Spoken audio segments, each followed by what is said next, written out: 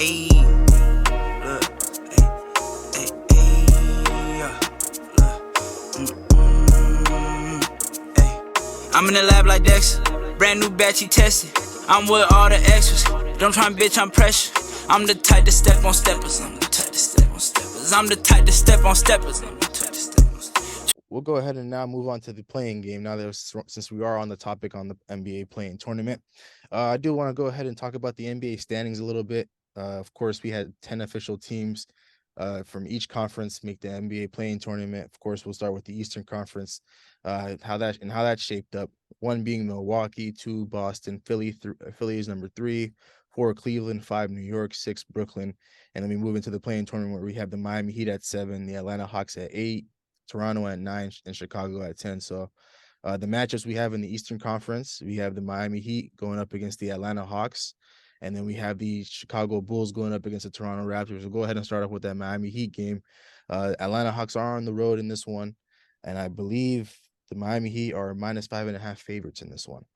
I mean, I think a big reason why Miami Heat come out as favorites in this game is just because the history between them and Trae Young dating back to last season, when they had Trae Young in hell basically, just terrorized him defensively. And this season, we've struggled mightily in terms of our offensive play, and defense has been kind of up and down, especially considering the lack of talent. But I can see the reason why Miami's favored in this matchup, and I don't have any trust in DeJounte Murray affecting this game too much. I'm not a big fan of his play style as a player, especially him being in that shooting guard position, and they haven't gotten much production from their other players. It is curious to see how the Hawks defend the Miami Heat this year, because last year we were the number one 3-point shooting team, and this year we've dropped to like bottom 5. We're one of the worst shooting teams in this league. So could the Atlanta Hawks just decide, we're gonna take out Jimmy Butler and force anyone else to beat us? That could be a strategy that they employ, but Jimmy Butler is always going to get to his spots, and Bam's going to be a contributor in a game like this, and Hero's still around. So with those three, I still have trust in this team being able to beat the Atlanta Hawks. And I feel like the Hawks have just been the definition of just mid this year. They've just been up and down. One game they win, one game they lose. Every time they need to go above 500, they lose. When they go below 500, they win. So this team just has too much inconsistency for me to say they'll beat Miami Heat. So. Yeah, for me, I agree with that. I feel like Miami's defense, going back to their playoff games against Atlanta, they know how to shut down Trae Young. They know how to take Trae Young out the game. I know they did lose PJ Tucker, but guys like Jimmy Butler, guys like Bam, even guys like I think it was Gabe Vincent last year that shut him down. Even guys like that, they're gonna send blitzes at him. They're gonna make other players beat him. So, this Atlanta team to me, it just looked in shambles. They had their ups and downs. Trae Young. Second half of the season, he performed well, but who knows what the other guys can bring to the table? Who knows, we know what John Collins brings to the table. He doesn't bring much. Deontay Murray as well, Capella. So those guys like that, they're gonna have to step up in this game just to advance. But man, I think Miami, when it comes to playoff time, Jimmy Butler takes that next step to an elite level performer. So we've seen it in the past. I think Jimmy Butler's gonna step up again, and he's gonna perform again in this game. Yeah, to be honest, this one is a lot closer than people think. I think people are coming in here with the expectation that Miami's just going to come in and walk these guys down, a team that they beat in 5 games, I believe, last year, pretty comfortably, while stopping the best player, making him have his worst playoff series yet. But I think I view this matchup a little differently, especially for this playing game, because it's not a situation where it's, you got to beat this team 4 straight times. It's just the one team that just has to have the better day. And so I'm not going to go ahead and sit here and pick the Atlanta Hawks simply because of how their roster is constructed and how mid they've been this entire season. Especially being the 8th seed last year and being in the same spot last year to this year, where after they acquired a guy like DeJounte Murray and not necessarily taking a step forward. I just honestly think that Miami, the one edge that they have is Jimmy Butler. Jimmy Butler in the postseason is a different animal, and we haven't even reached the postseason yet. But the play-in tournament has that playoff atmosphere type, and Jimmy Butler knows that, in order for his team to continue playing this is a game that he has to dominate, and I think he's going to be the guy that leads the way for this team, and Bam Adebayo will follow. I don't necessarily see the Miami Heat forcing Trae Young into struggling as bad as he did last year.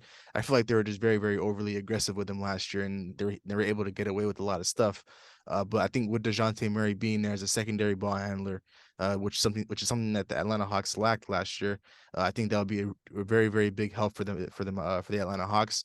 But at the end of the day, I'm not going to go against Jimmy Butler in the postseason whatsoever, and it's gonna be interesting to see if the Miami Heat do come away with this win. I think they end up being the 7th seed, and they match up with the Boston Celtics, and that's an interesting one. No matter which way you put it, those two teams matched up in the Eastern Conference Finals last year, and it was a very very close one. And all it took was a Jimmy Butler miss in the last seconds of Game 7. So I'll go ahead and take Miami in this one. I do think it's going to be entertaining. It's going to be really, really interesting. And but I think Jimmy Butler, like I said, just gives him the strong edge.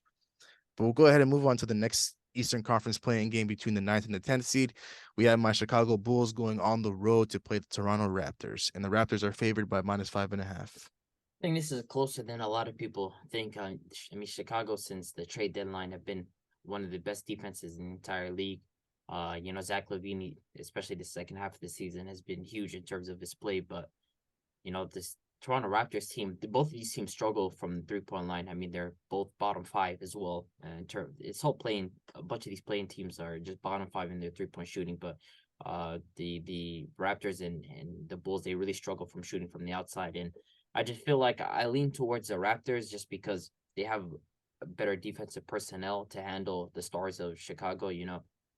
They have OG Anunoby, they have Siakam, they have Scotty Barnes, they have Jakob Poeltl. They have a bunch of defenders that are able to at least perform to some degree that'll limit the stars of Chicago. But this is going to come down to the stars performing. And Chicago, to me, they have the best player on the floor, especially the second half of the season. Siakam's kind of slowed down in Zach LaVine, but I am going to give this to the Raptors. Their defensive personnel is just too much for me to believe that the Chicago Bulls will really outplay them. But the Raptors' offense struggles, and they're going up against one of the better defensive teams in this season in the second half. So it's definitely going to be closer than what a lot of people think. But I'm going to lean towards the Raptors. This for me it's like a tough one. Especially with Toronto's offensive woes and the way Chicago been playing the second half, even after the trade deadline, they've been playing phenomenal. We talked about Zach LaVine before that, how he has to be more aggressive. He has to attack the paint. He can't be settling for jump shots. We've seen that in the second half of the season. He's been hooping. He's been hooping ever since that trade deadline. And I kind of do like the Chicago defense. Them picking up Pat Bev, Caruso coming back healthy, guys like Vucevic, DeRozan, LaVine, they're pitching in on the defensive side of the ball. Patrick Williams off the bench, he's pitching in on the defensive side of the ball. But we can't forget about Toronto's defense, man. These guys, the last couple of years, they always been annoying, especially whoever they play, man. They play the Sixers or they play the Bucks or they play the Celtics or they play the Heat. It don't matter who they play.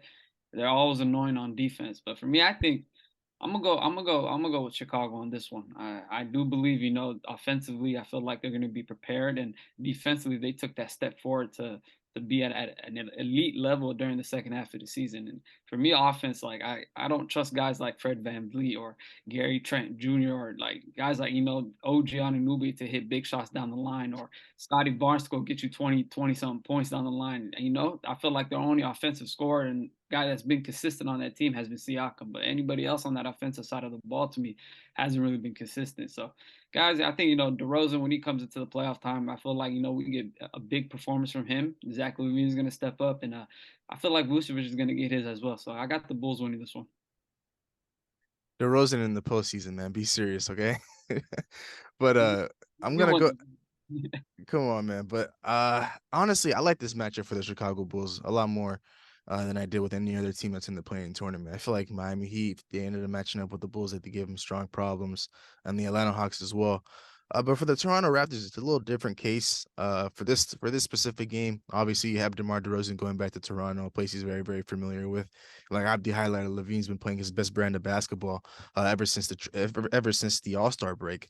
So I feel like if you add that, DeMar DeRozan and that Zach LaVine duo, it's just a hard, guard combo to stop. So I feel like that's going to be a huge problem for the Toronto Raptors. And I feel like, with the addition of Patrick Beverley, when we first got him, I didn't necessarily understand it. But he does bring that, that defensive edge and that defensive fire that this team extremely needed for majority of the season. I feel like these guys were able to sign Patrick Beverley in the offseason. A lot of close games that they were in could have gone a different way. Not necessarily saying that Patrick Beverley's a needle mover like that, but on the defensive side and getting the most out of his guys on that side of the ball, I feel like he does a very, very good job at that, and that's what the Chicago Bulls needed for a majority of this season. And ever since they've had him, they've been doing pretty well for themselves. So I feel like this is a good matchup for the Chicago Bulls. They'll just come in here. Zach LaVine and DeMar DeRozan just need to play their game, need to do their thing. Zach LaVine is going to be dominating on the perimeter. Of course, DeMar DeRozan in the mid range. And like I've always said throughout the majority of this season and last season, Nikola Vucevic is the X factor of this team. If this guy doesn't necessarily have a game around 18 points and 12 rebounds, anything above those numbers, it's going to be a bad day for the Chicago Bulls because his ability to stretch the floor is extremely huge. If he's not hitting his shots, a lot of guys are just going to sag off him. There's not going to be a lot of spacing for guys like Zach and DeMar to go to work. So Nikola Vucevic needs to be on his A game today. Guys off the bench need to be on their A game today. I need, of course, Caruso and Patrick Beverley need to be great defensively. Patrick Williams, just contribute wherever you can. Kobe White off the bench. And I feel like at the end of the day, these guys, it'll be just enough for these guys to come away with the win in Toronto. So I'm going with the upset in this one. I guess you can call it a slight upset simply because the Chicago Bulls are the 10th seed. But I think my guys come out with the win, and they give themselves a fighting chance with another game on Friday, I believe, to determine their playoff fate. But that pretty much wraps up the Eastern Conference. Not many teams were in the running for that 10th spot, so there's not much to talk about there. So we'll go ahead and move on to the Western Conference, where we have the Denver Nuggets, who finished the number 1 seed, of course, 2 Memphis, 3 Sacramento, 4 Phoenix, 5 Los Angeles Clippers, 6 Golden State. And let me go ahead and move into the playing teams. The Los Angeles Lakers finished at number 7, Minnesota number 8, New Orleans number 9, Oklahoma City number 10. And then we have the Dallas Mavericks, who finished number 11, and then the Utah Jazz wrap it up at number 12. So we'll go ahead and talk about that first matchup. Actually, before we get into the matchups, we need to talk about this Dallas Mavericks team a little bit, not too much. We've talked a lot about these guys the last month and a half, but they ended up missing the playoffs, and they did something pretty interesting on that second to last game of the season against my Chicago Bulls, or actually that last game of the season, where they ended up benching a lot of their guys. Kyrie Irving didn't play, and Luka Doncic only played a quarter. So what do we think about that? I mean, I think the reason why they just decided to throw in the towel was related to their pick.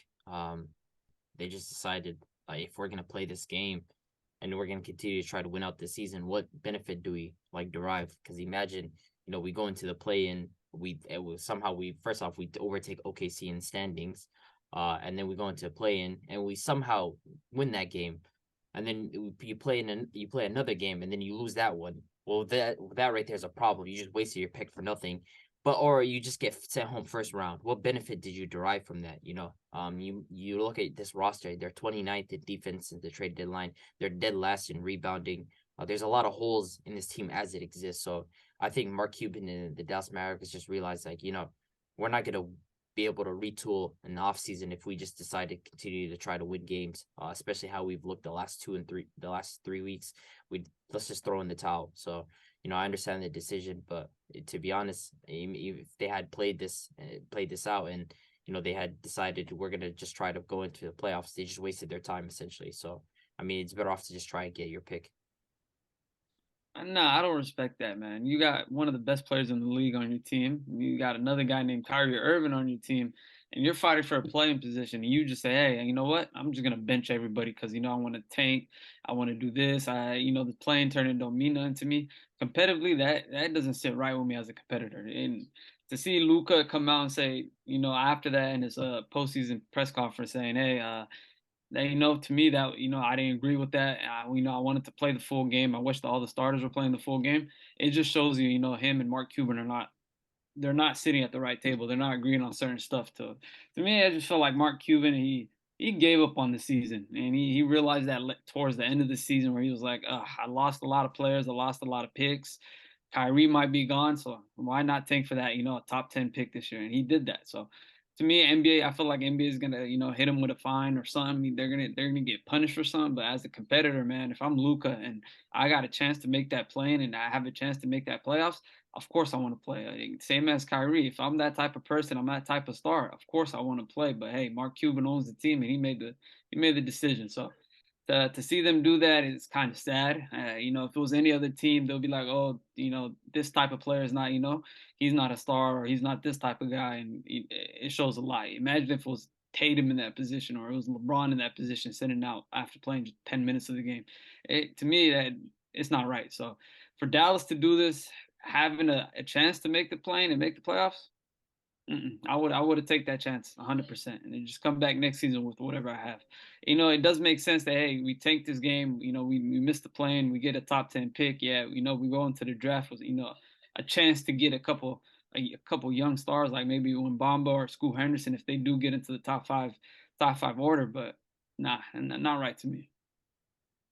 I mean, yeah, I mean, it looks like the NBA is going to investigate the situation because I think, yeah, they just feel embarrassed and mocked by the entire situation. Where obviously Luka Doncic is healthy enough to go, but he's only playing 12 minutes in the second to last game of the season, where pretty much you have an opportunity to make the playing tournament. But at the end of the day, we've talked about this team. We talked about their issues. A lot of people are going to want to put this on Kyrie. A lot of people are going to have their question marks about the way that this roster is constructed. And I just feel like, man, these guys got to go back to the drawing board because at the end of the day, these guys made a hell of a swing at making, moving for a guy like Kyrie Irving in the trade deadline, and then ended up, backfiring on them extremely bad. Where that this team was in contention for the top 6 spot in the Western Conference, and they ended up falling all the way out to the 11th seed. So it's embarrassing as hell when you think about it. Two guys like Kyrie Irving and Luka Doncic aren't going to be in this year's postseason. But it is what it is. They got to go back to the lab and try to make some shake. And first things first, number one on the list is you have to bring back a guy like Kyrie Irving. But to move on to the next team, the Utah Jazz, not much to say about these guys. These guys pretty much knew their fate for majority of the season. In the beginning, they had their little bit of fun, but at the end of the day, when it's just Lauri Markkanen and nobody else around you, it's just going to be tough to make it. But now let's go ahead and talk about these Western Conference playing games. We'll go ahead and start off with the game that's going to be coming on tonight alongside the Miami Heat and the Atlanta Hawks. We have the number 8 seed, the Minnesota Timberwolves, going on the road to play the Los Angeles Lakers, and the Lakers are favored in this one by -8.5. This one should be pretty straightforward. The Los Angeles Lakers are gonna win this game, even if they had Rudy Gobert in this game, they had Naz Reid in this game, they had Jaden Daniels in this game. It would have been a lot more competitive, but I still would have picked the Lakers. And now it's just a guarantee to me that the Lakers are going to end up winning this game. I mean, there's just no competition in this game. I mean, you have Anthony Davis there, you have LeBron James there. That's enough. When you have those 2 stars on the floor, who are 2 of your 3 best players on the court, automatically you have a chance. So, they don't even have a matchup for LeBron. They don't really have a matchup for Anthony Davis. I assume they're going to try to put Taurean Prince on LeBron, and then Anthony Edwards is probably going to be taking that assignment in the fourth quarter. And then Anthony Davis, I don't know what their plan is to how they're going to match up with him. Probably they're going to end up doing something where Kyle Anderson is going to be guarding Anthony Davis, and then whenever Vanderbilt's on the floor, Karl Anthony Towns is going to roll him around and guard Vanderbilt and help off of him. But they don't really have a matchup. I mean, the Lakers have been one of the best defenses in the entire league since the trade deadline. Their net rating has just skyrocketed. This team is clicking on all cylinders. So, I just don't really see an outcome where the Timberwolves win. Anthony Edwards is going to have a huge game, and I expect him to perform. But Karl Anthony Towns is really the X factor for the Timberwolves. If he's able to show up in a game like this, they're going to have a chance. But really, I can only count on Anthony Edwards in this situation. So the Lakers are going to win this. You already know my answer, man. Lake Show, man. We here, baby. Yeah, it's perfect. They're missing guys like Naz Reid, Gobert. They're missing Jaden McDaniel. So on the defensive side of the ball, it's going to be very easy for us. Like, they're missing some key pieces, and I do expect Anthony Davis to have a big game, just like he did against them it was like a week and a half, 2 weeks ago, where he kind of twisted his ankle but came back, dropped 38 and like 17. He cooked them regardless, and this time it's just more food. They're not going to put a guy like Cat on him. He's going to cook Cat. He's going to abuse him down in the post, And you got guys like Anthony Edwards. He's gonna get his type of offense. He's gonna get his, regardless of what who's on the court with him or not. But for me, I can't wait. We got guys like D'Lo, Austin Reeves. We got guys like Malik Beasley ready to play against these guys. And then we got AD, Braun. It's just right now we're clicking on all cylinders. So I don't expect the T-Wolves. I don't expect this to be a close game. I do expect us to take Cat out the game. The guy likes to stay around on the 3-point line, loves to toss a lot of threes, doesn't like to play physical ball. So I expect him, to have a bad game, but I feel like, this one's going to be easy for us. Some games we do come in, take it lightly, but I hope we come into this game and just start off immediately hot and not take these guys easy. So yeah, I got the Lakers winning. It's going to be by a good margin, and we're going to see the Grizzlies first round. I can't wait. Yeah, this one's going to be a pretty boring one, man. I'm not going to lie, but of course I'm going with the Lakers in this one. I just feel extremely bad for a guy like Anthony Edwards, man, for a guy to play his heart out pretty much all season long, and for him to, lose majority of his team to, suspension, to injuries late in the season. It's just tough, man, because these guys, I feel like the Minnesota Timberwolves, they would have been like the 8th seed at best. Even with those guys, they probably would have lost tonight, but I would have given them a better chance to win the next game on Friday against the Pelicans or the Oklahoma City Thunder. But I just feel like without Jaden McDaniels, a huge piece of their team, a guy who's a straight dog on the defensive side, it's just going to be really, really tough to stop these guys like, LeBron James, and then you have BI on the Pelicans, and then you have Shea on the Thunder. So to keep it short, I got the Lakers in this one. They'll go ahead and move on to the playoffs. It's just a crazy way to think about it, how the Lakers season turned out, where I think they started the season off like 2-10, and now they have a prime spot for the 7th seed. Obviously, you don't want being in the bottom half of the playoffs isn't necessarily where you want to be, but at the end of the day, you made it to the big dance, and that's all that matters. So, got the Lakers winning this one, and I will go ahead and move on to the last Western Conference playing game for tomorrow night until Friday. We have the Oklahoma City Thunder, who made it as a 10th seed, on the road playing the New Orleans Pelicans, who will be without Zion Williamson for this game. Pelicans are still the favorites, though, -5.5. I mean, yeah, I can see why the Pelicans are favorites in this game, especially considering how Brandon Ingram has played these last couple of months. I mean, he's really turned up his play.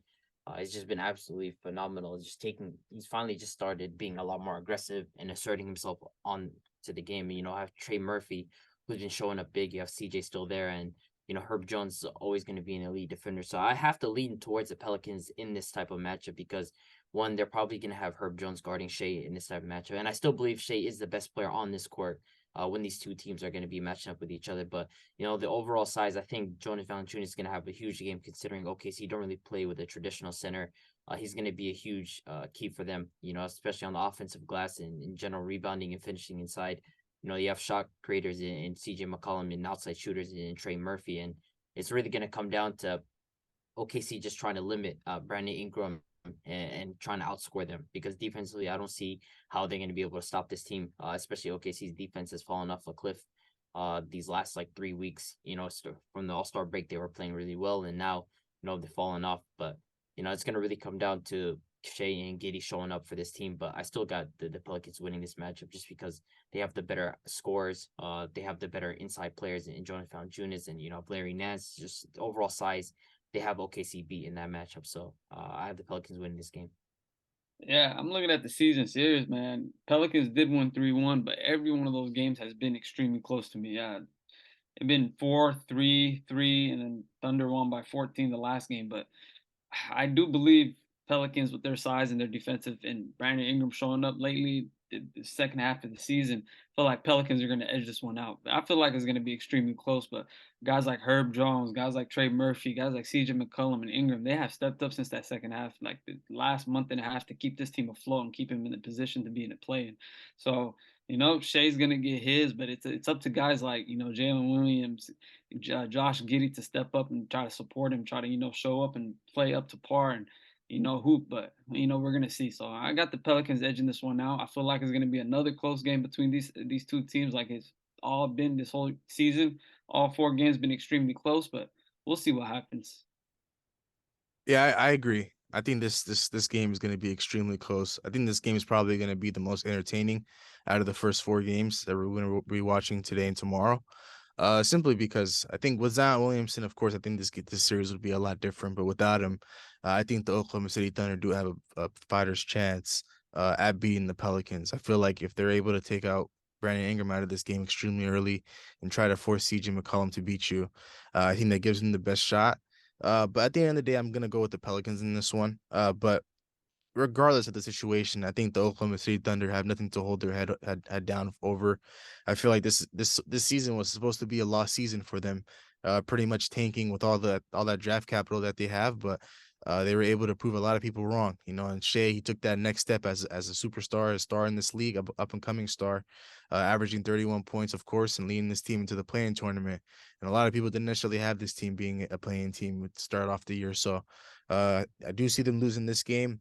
But the future is extremely bright for the Oklahoma City Thunder. We talked about them in our last episode. They have one of the best ongoing rebuilds right now in the league. So I do think the Pelicans have the stronger edge in this one. I'll give them the favorite in this one. I think minus 5.5. I think it's probably like a 2-3 point game, honestly, to be honest. So I think it comes down to the wire. Somebody down the stretch is going to have to hit a big shot. I just feel like the Pelicans are going to come away with this one. So that pretty much wraps up our NBA playing tournament so far. The first four games in both conferences, Eastern Conference and Western Conference. Of course, we'll be right here to talk about the games on Friday in our next episode. Record a new hit, then we making us a film. Wouldn't sign a deal if I got a couple mil. Been in the lab, now they throwing out deals. Me and now Lakes, now that's overkill.